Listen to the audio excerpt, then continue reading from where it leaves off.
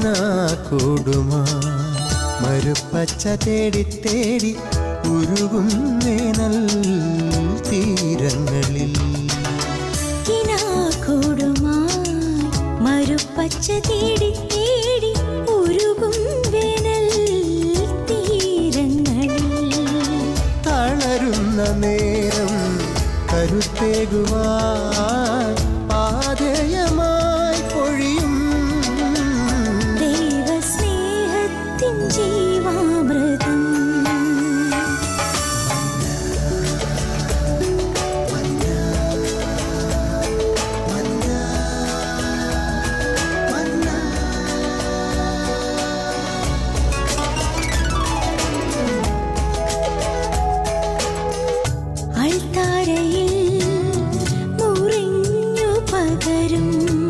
ആത്മയുഗത്തിൻ കൃപയായൊഴുകും അൾത്താരയിൽ മുറിഞ്ഞു പകരും ആത്മയുഗത്തിൻ കൃപയായൊഴുകും വിശ്വസ്നേഹത്തിൻ ദൈവാമൃതം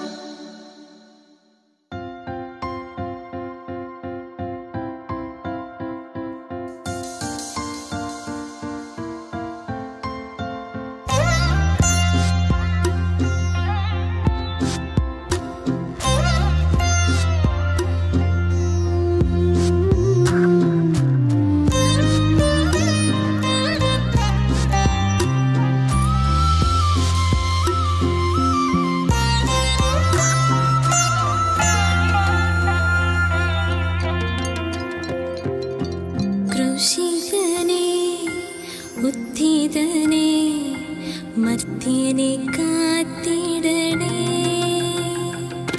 ക്രൂശിതനേ ഉദ്ധിതനേ മർത്യനെ കാത്തിടണേ എന്നെ പൊതിഞ്ഞു പിടിക്കണമേ തിന്മ കാണാതെ കാക്കണമേ എന്നെ പൊതിഞ്ഞു പിടിക്കണമേ തിന്മ കാണാതെ കാക്കണമേ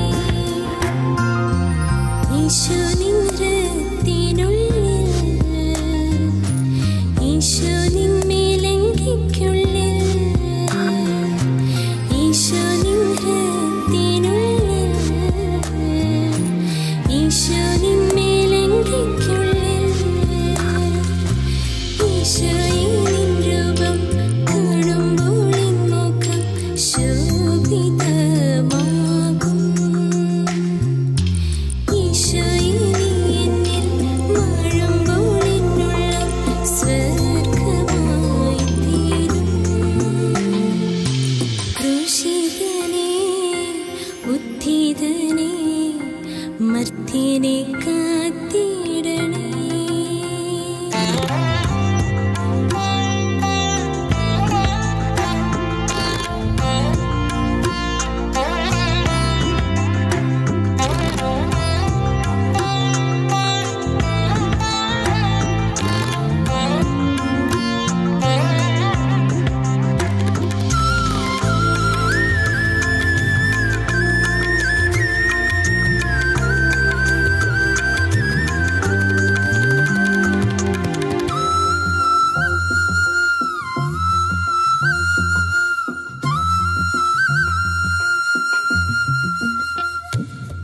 കാനായിലെ കൽഭരണി പൂവക്കോളം നിറച്ചു ഞാനും കാനായിലെ കൽഭരണി പൂവക്കോളം നിറച്ചു ഞാനും ഈ പച്ചവെള്ളം വാഴ്ത്തിടുമോ മേൽത്തരം നീങ്ങാക്കുമോ ഈ പച്ചവെള്ളം വാഴ്ത്തിടുമോ മേൽത്തരം നീങ്ങാക്കുമോ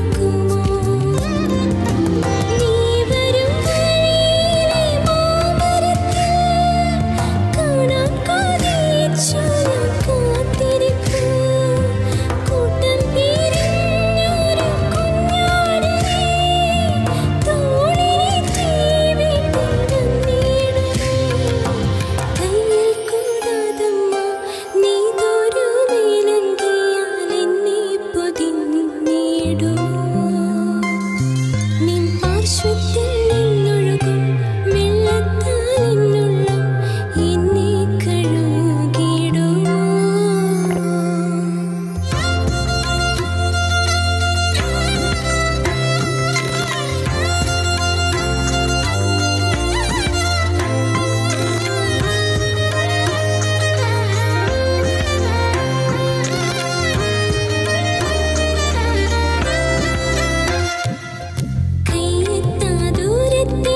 സ്വപ്നങ്ങൾ നിൽക്കുമ്പോൾ വാങ്ങിത്തരാൻ വരുമോ.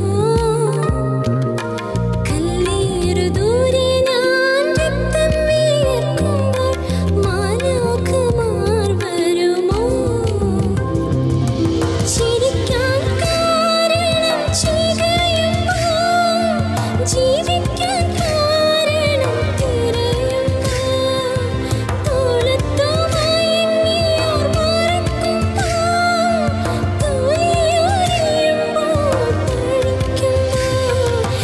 ചിന്തിക്കും മുഖവും വിരിച്ച കരവും മറക്കാൻ പറഞ്ഞുവെല്ലാം.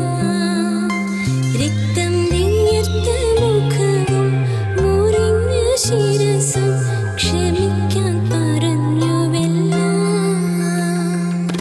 ക്രൂശിതനേ ഉദ്ധിതനേ മർത്യനെ കാത്തിടണേ. എന്നെ പൊതിഞ്ഞു പിടിക്കണമേ, തിന്നു കാണാതെ കാക്കണമേ. എന്നെ പൊതിഞ്ഞു പിടിക്കണമേ, തിന്നു കാണാതെ കാക്കണമേ. ഈശോ നിൻ രക്തത്തിനുള്ളിൽ, ഈശോ നിൻ മേലങ്കിക്കുള്ളിൽ, ഈശോ നിൻ രക്തത്തിനുള്ളിൽ, ഈശോ നിൻ മേലങ്കിക്കുള്ളിൽ. ഈശോയെ നിൻ രൂപം കാണുമ്പോൾ എൻ മുഖം ശോഭിതമാകും. ഈശോയെ നീ എന്നിൽ വാഴുമ്പോൾ എന്നുള്ളം സ്വർഗ്ഗമായി തീരും.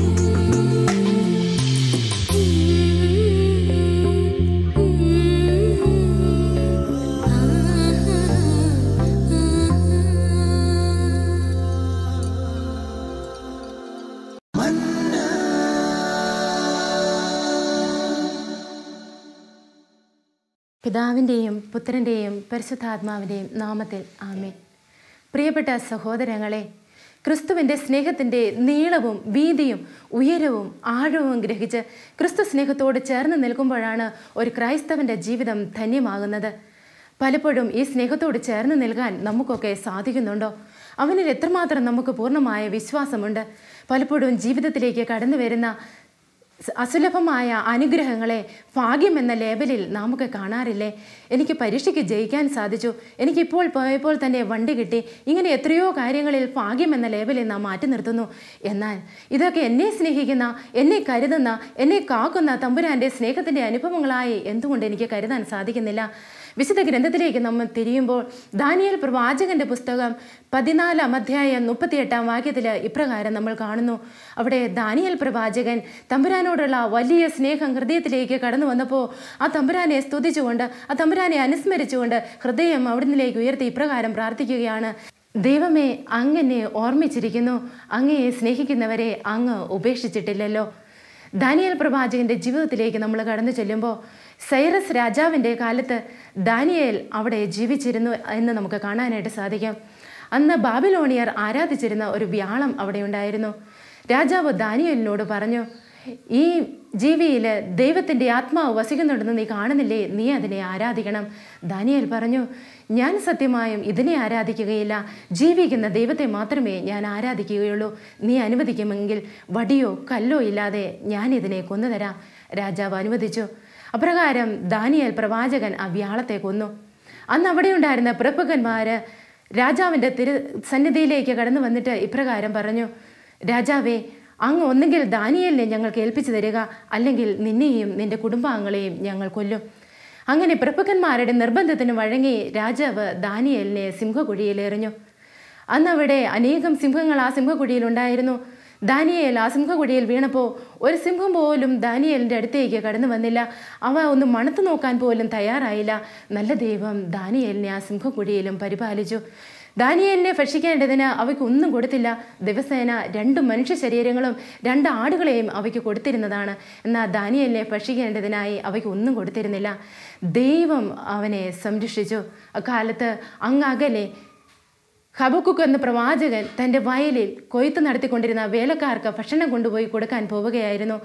കർത്താവിൻ്റെ ദൂതൻ ഹബക്കുക്കിൻ്റെ അടുത്തെത്തി ഇപ്രകാരം പറഞ്ഞു, അല്ലയോ ഹബക്കുക്ക്, നീ ബാബിലോണിൽ സിംഹങ്ങളുടെ കുഴിയിൽ കിടക്കുന്ന ദാനിയേലിൻ്റെ അടുത്ത് കൊണ്ടിരുന്ന ഈ ഭക്ഷണം കൊടുക്കുക. അദ്ദേഹം ചോദിച്ചു, ദൈവമേ, ഈ ബാബിലോൺ എവിടെയാണ്? ഈ സിംഹം കുഴി എവിടെയാണ്? ദാനിയേൽ ആരാണ്? എനിക്ക് അറിഞ്ഞുകൂടാ. കർത്താവിൻ്റെ ദൂതൻ അവൻ്റെ മുടിക്ക് പിടിച്ച് വായുവേഗത്തിൽ അവനെ ബാബിലോണിൽ സിംഹത്തിൻ്റെ കുഴിയുടെ മുകളിൽ കൊണ്ടുവന്നെത്തിച്ചു. ഹബക്കുക്ക് പ്രകാരം വിളിച്ചു പറഞ്ഞു, ദാനിയേൽ, ദാനിയേൽ, ദൈവം നിനക്ക് എത്തിച്ചു തന്ന ഭക്ഷണം നീ സ്വീകരിച്ചാലും. അപ്പോഴാണ് തന്നെ അനുസ്മരിച്ച ദൈവത്തെ നോക്കി ദാനിയേൽ ഇപ്രകാരം പറഞ്ഞത്, ദൈവമേ, അങ്ങ് എന്നെ ഓർമ്മിച്ചിരിക്കുന്നു. അങ്ങയെ സ്നേഹിച്ചവരെ അങ്ങ് ഉപേക്ഷിച്ചിട്ടില്ലല്ലോ. യെശയ്യാ പ്രവാചകന്റെ പുസ്തകം 66:13 തിരുവചനം ഇപ്രകാരം നമ്മളോട് പറയുന്നു, അമ്മയെ പോലെ ഞാൻ നിന്നെ ആശ്വസിപ്പിക്കുമെന്ന്. വീണ്ടും വചനം നമ്മളോട് പറയുന്നു, യെശയ്യാ പ്രവാചകന്റെ പുസ്തകം 51:12 തിരുവചനം, ഞാൻ തന്നെ നിന്നെ ആശ്വസിപ്പിക്കുന്നവൻ. ഇന്ന് വചന പ്രഘോഷണ വേദികളിൽ സജീവ സാന്നിധ്യമായി നിൽക്കുന്ന ഒരു സഹോദരനെ എനിക്കറിയാം. ആ യുവാവ് തൻ്റെ അനുഭവം വിവരിക്കുന്നത് ഇപ്രകാരമാണ്. ചെറുപ്പകാലത്ത് തന്നെ അമ്മയും അപ്പനും മരിച്ചു പോയിരുന്നു. തൻ്റെ മൂത്ത പെങ്ങന്മാരെ അവരെ ഒരു നിലയിലാക്കാൻ വേണ്ടിയിട്ട് ദിനരാത്രങ്ങൾ കഷ്ടപ്പെട്ട് അധ്വാനിച്ച് യുവാവ് തമ്പുരാനോട് നിലവിളിച്ച് പ്രാർത്ഥിക്കുന്നുണ്ട്. അങ്ങനെ ആ യുവാവിൻ്റെ പ്രാർത്ഥന തമ്പുരാൻ്റെ തിരുസന്നിധിയിലെത്തിയപ്പോൾ തമ്പുരാൻ അദ്ദേഹത്തെ പരിശുദ്ധാത്മാവിൻ്റെ വരദാനങ്ങൾ കൊടുത്ത് ഉയർത്തിയെടുത്തു. ഈ യുവാവ് ഇപ്രകാരം പറയുന്നുണ്ട്, മഴക്കാലത്ത് മഴ പെയ്യുന്നതിൻ്റെ ഒപ്പം ഞാനും വഴിയിലേക്ക് ഇറങ്ങും. എന്തിനെന്നോ, എൻ്റെ കണ്ണുനീരും മറ്റുള്ളവരെ കാണാതിരിക്കാൻ. ഞാൻ കരയുന്നത് കണ്ടാൽ അവർ തളർന്നു പോവില്ലേ? ആ മഴയോടൊപ്പം എൻ്റെ മുഖത്തുകൂടെ ഒലിച്ചിറങ്ങുന്ന ജലം മഴത്തുള്ളികളാണെന്ന് മറ്റുള്ളവരെ കരുതി. പക്ഷേ കവിളിലൂടെ ഒലിച്ചിറങ്ങുന്ന സത്യസന്ധമായ കണ്ണുനീരിനെയും മഴത്തുള്ളിയെയും തിരിച്ചറിയുന്ന ഒരു ദൈവമുണ്ട്. ആ ദൈവം നമ്മുടെ കൂടെ നിൽക്കും. വിശുദ്ധ ലൂക്കായുടെ സുവിശേഷം 7-ാം അധ്യായം 21 മുതലുള്ള വാക്യങ്ങളിൽ ഈശോ തൻ്റെ ശിഷ്യന്മാരോട് കൂടെ ഗ്രാമങ്ങളിൽ കൂടെ നടന്നു പോകുമ്പോൾ, ഒരു ഗ്രാമത്തിൽ നിന്ന് മറ്റൊരു ഗ്രാമത്തിലേക്ക് സുവിശേഷം പ്രസംഗിച്ച് കടന്നു പോകുമ്പോൾ ഒരു വലിയ പ്രദക്ഷിണം, ഒരു വലിയ വിലാപയാത്ര എതിരെ വരുന്നത് കണ്ട് കർത്താവ് അതിനെ ശ്രദ്ധിച്ചു. അതിൻ്റെ പിന്നിൽ കാണുന്ന നിലവിളി എന്തെന്ന് ശ്രദ്ധിച്ചു. ഒരമ്മയുടെ നിലവിളിയല്ലേ അത്? ഒരമ്മയുടെ നിലവിളിയാണ്. തൻ്റെ ഏക മകനെ ഓർത്ത്, മരിച്ചുപോയ തൻ്റെ മകനെ ഓർത്ത് നിലവിളിക്കുന്ന ഒരമ്മ. ആ അമ്മയുടെ നിലവിളി കണ്ട് സഹിക്കവയ്യാതെ ഈശോ ആ പ്രദക്ഷിണത്തിന് മുന്നിൽ ചെന്ന് നിന്നിട്ട് ആ ശവമഞ്ചത്തിന്മേ തൻ്റെ കരം കൊണ്ട് തൊട്ടു. ആ ശവമഞ്ചം വഹിച്ചിരുന്നവർ നിന്നു. അപ്പോൾ ഈശോ ആ ശവമഞ്ചത്തിൽ കിടന്ന ആ ശവശരീരത്തോട് ഇപ്രകാരം പറഞ്ഞു, യുവാവേ, എഴുന്നേൽക്കുക. ആ അമ്മയുടെ മകൻ ജീവനോടെ എഴുന്നേറ്റിരുന്നു. ഒരമ്മയുടെ കണ്ണുനീർ കണ്ട്, ഒരമ്മയുടെ സ്നേഹം കണ്ട്, നിലവിളി കേട്ട് ഉത്തരം നൽകുന്ന ഒരു ദൈവം നമുക്കുണ്ട്. അതെ, വേദനിക്കുന്നവരുടെ മുമ്പിൽ സ്നേഹമായി അവതരിക്കുന്ന ദൈവം, അവരുടെ കണ്ണ് നനയാതിരിക്കാൻ വേണ്ടി അവരുടെ അടുത്തുള്ള ദൈവം, കൂടെ നിന്ന് ശക്തിപ്പെടുത്തുന്ന സഹായിക്കുന്ന ഒരു ദൈവം, അവരുടെ ചെറിയ ആഗ്രഹങ്ങൾ പോലും അവിടുന്ന് സാധിച്ചു കൊടുക്കുന്നു. ഉൽപ്പത്തി പുസ്തകത്തിൻ്റെ 21-ാം അധ്യായത്തിൽ ഇപ്രകാരം ഒരു സംഭവം നമ്മൾ കാണുന്നുണ്ട്.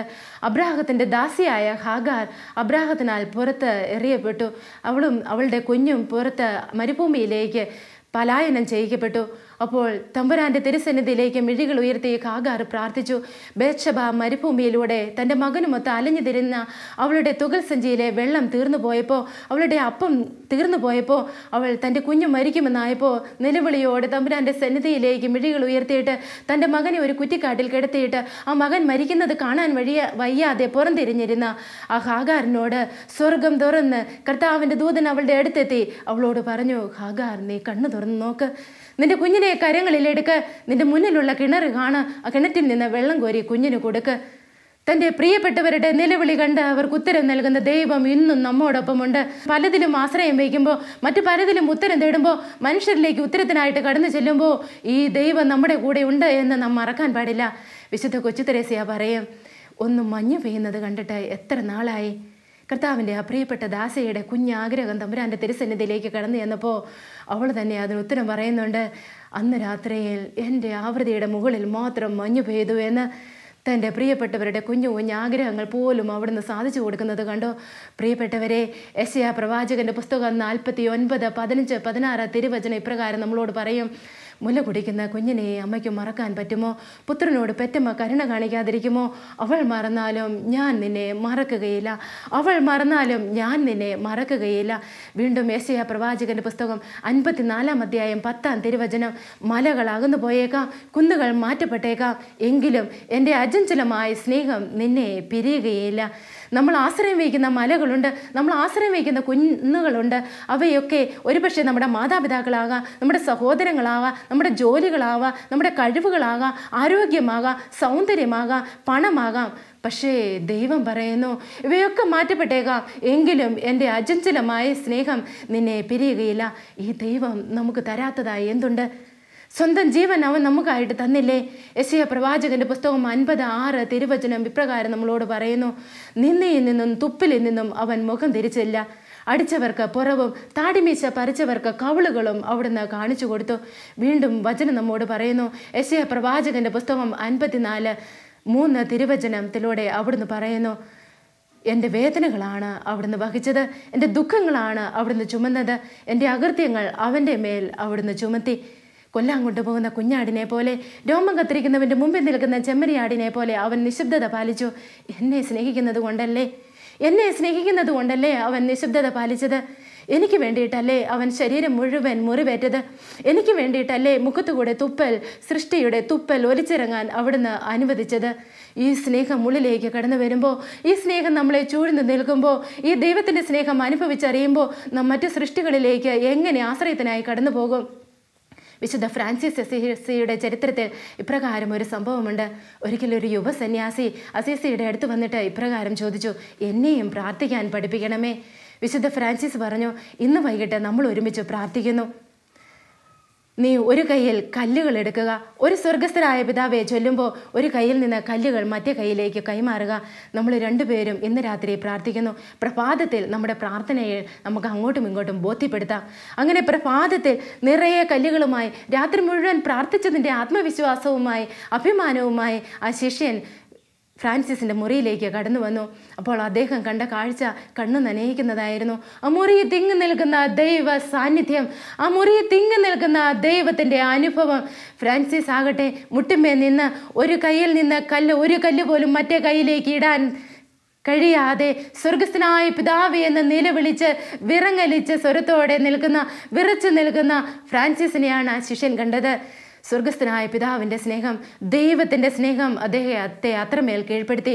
പിതാവേ എന്ന് അത് മുഴുമിപ്പിച്ച് വിളിക്കാൻ കഴിയാതെ ഫ്രാൻസിസ് നിന്നുപോയി.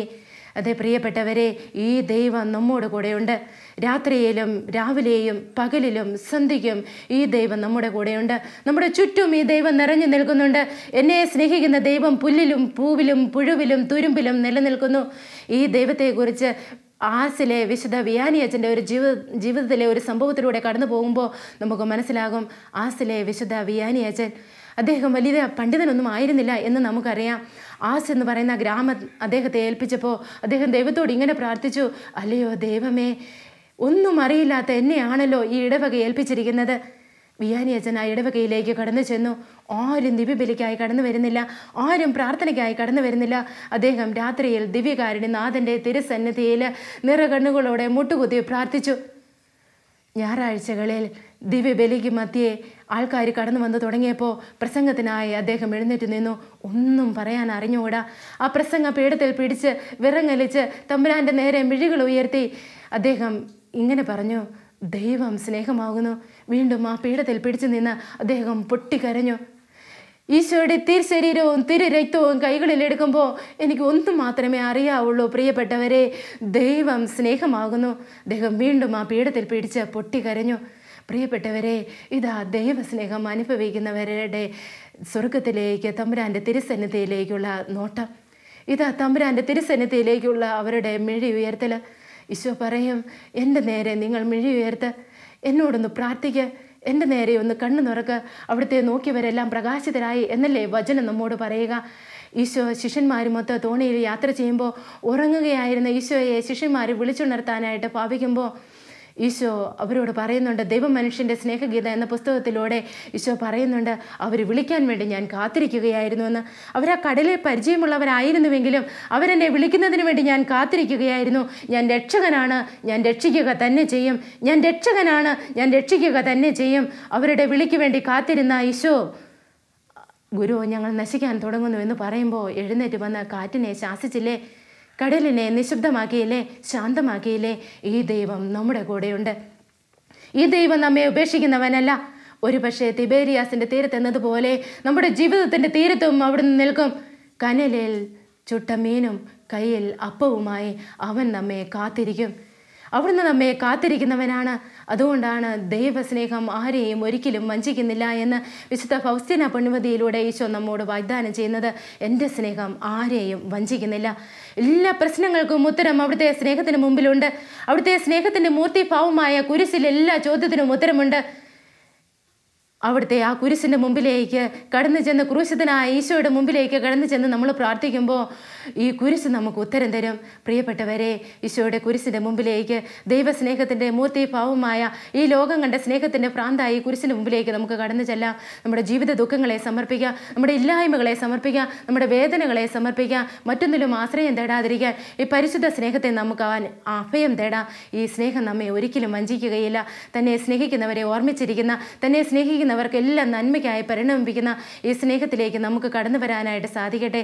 പ്രിയപ്പെട്ടവരെ, കർത്താവിൻ്റെ തിരുസന്നിധിയിൽ നമുക്കൊന്ന് കരങ്ങൾ കൂപ്പാം, ഹൃദയങ്ങളൊന്ന് സ്വസ്ഥമാക്കാം.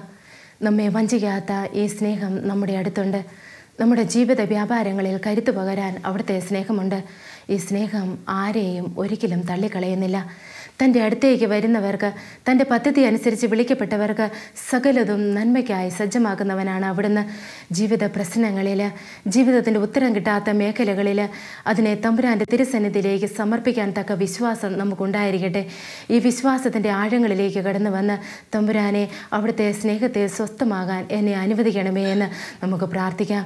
ക്രിസ്തുവിൻ്റെ സ്നേഹത്തിൻ്റെ നീളവും വീതിയും ഉയരവും ആഴവും അനുഭവിച്ചറിഞ്ഞ് ഈ ക്രിസ്തു സ്നേഹത്താൽ സ്വസ്ഥമാകാനായിട്ട് നമുക്ക് ഓരോരുത്തർക്കും സാധിക്കട്ടെ. അതിനായി ദൈവത്തിൻ്റെ പരിശുദ്ധാത്മാവ് നമ്മെ ഓരോരുത്തരെയും അനുഗ്രഹിക്കട്ടെ. വിശുദ്ധ പൗലോസ്ലീഹ റോമായിലെ സഭയ്ക്ക് എഴുതിയ ലേഖനം 5-ാം അധ്യായം 5-ാം വാക്യത്തിൽ ഇപ്രകാരം പറയുന്നുണ്ട്: പ്രത്യാശ നമ്മെ നിരാശരാകുന്നില്ല. നമുക്ക് നൽകപ്പെട്ടിരിക്കുന്ന പരിശുദ്ധാത്മാവിലൂടെ ദൈവത്തിൻ്റെ സ്നേഹം നമ്മുടെ ഹൃദയങ്ങളിലേക്ക് ചൊരിയപ്പെട്ടിരിക്കുന്നു. ഈ പരിശുദ്ധാത്മാവിൻ്റെ സ്നേഹം നമ്മെ ഓരോരുത്തരെയും ശക്തിപ്പെടുത്തട്ടെ.